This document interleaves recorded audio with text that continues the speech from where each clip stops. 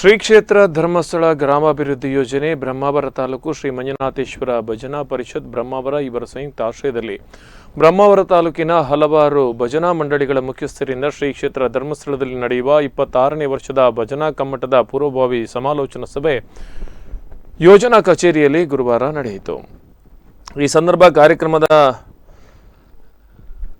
ವಿಚಾರವಾಗಿ ಚರ್ಚೆ ನಡೆಸಲಾಯಿತು. ಕಾರ್ಯಕ್ರಮದಲ್ಲಿ ಭಾಗವಹಿಸಿದ ರಾಷ್ಟ್ರೀಯ ಸೇವಾ ಯೋಜನೆ ಘಟಕದ ವಿಭಾಗಾಧಿಕಾರಿ ಸವಿತಾ ಯರ್ಮಾಳ್ ಮಾತನಾಡಿ, ಬಾಲ್ಯದಲ್ಲಿ ಭಜನಾ ಸಂಸ್ಕೃತಿಯನ್ನು ಮಕ್ಕಳಲ್ಲಿ ತುಂಬಿದರೆ ಯಾವುದೇ ದೇಶದಲ್ಲಿ ಇದ್ದರೂ ನಮ್ಮ ಸನಾತನ ಸಂಸ್ಕೃತಿಯನ್ನು ಮರೆಯುವುದಿಲ್ಲ ಎಂದರು. ರಾಷ್ಟ್ರೀಯ ಸ್ವಯಂ ಸಹಾಯ ಸಂಘಗಳ ತರಬೇತಿ ಸಂಸ್ಥೆಯ ಪ್ರಾಂಶುಪಾಲ ಉಲ್ಲಾಸ್ ಮೆಸ್ತಾ, ತಾಲೂಕಿನ ಯೋಜನಾಧಿಕಾರಿ ರಮೇಶ್ ಪಿಕೆ, ಉಡುಪಿ ಜಿಲ್ಲಾ ಭಜನಾ ಪರಿಷತ್ನ ಸಮನ್ವಯಾಧಿಕಾರಿ ರಾಘವೇಂದ್ರ, ಭಜನಾ ಪರಿಷತ್ ಉಪಾಧ್ಯಕ್ಷ ರಾಜೇಂದ್ರ ಕುಮಾರ್ ಸೇರಿದಂತೆ ಅನೇಕರು ಉಪಸ್ಥಿತರಿದ್ದರು.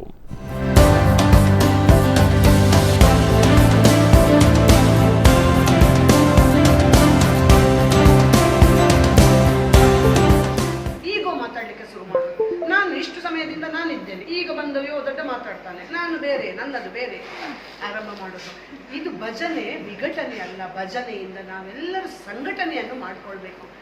ಯಾವಾಗ ಮನೆಯಲ್ಲಿ ಭಜನೆ ಹೋಯ್ತೋ ನಾವು ವಿದೇಶದ ಆಕರ್ಷಣೆಗೆ ಅಥವಾ ಇನ್ನಿತರ ಮಾದಕ ವ್ಯಸನಗಳಿಗೆ ನಾವು ಬಲಿಯಾಗುವ ಸಾಧ್ಯತೆ ಜಾಸ್ತಿ ಆಯಿತು.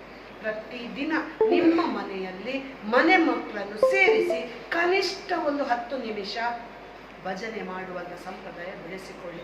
ಆ ಮಕ್ಕಳಿಗೆ ಸಣ್ಣವರಿದ್ದಾಗ ಮೆದು ಮಾಡಿದ ಹದ ಮಾಡಿದ ಮಣ್ಣಿನ ಹಾಗೆ ಇರ್ತದೆ ಅವುಗಳ ಮನಸ್ಸು. ಸಣ್ಣಂದಿನಿಂದಲೇ ಭಜನೆಯ ಒಂದು ರುಚಿಯನ್ನು ಹಚ್ಚಿತು ಅಂತಾದರೆ ಬಹುಶಃ ಯಾವ ವಿದೇಶ ಸಂಸ್ಕೃತಿಯು ಯಾರನ್ನೂ ಕೆಡುಕು ಮಾಡುವ ಸಾಧ್ಯತೆ ಖಂಡಿತ ಇಲ್ಲ. ಅಧ್ಯಕ್ಷರಾಗಿ ಅಕಸ್ಮಾತ್ತಾಗಿ ಒಂದು ವರ್ಷದ ಹಿಂದೆ, ಈ 1 ವರ್ಷವೂ ಪೂರ ಆಗಲಿಲ್ಲ, ಅಧ್ಯಕ್ಷರಾಗಿ ಆಯ್ಕೆ ಮಾಡಿದ್ದೀನಿ ತಾಲೂಕಿಗೆ. ಹಾಗೂ ನಾನು ಆ ಕಲ್ಪನೆಯಲ್ಲಿ ಬರಲಿಲ್ಲ.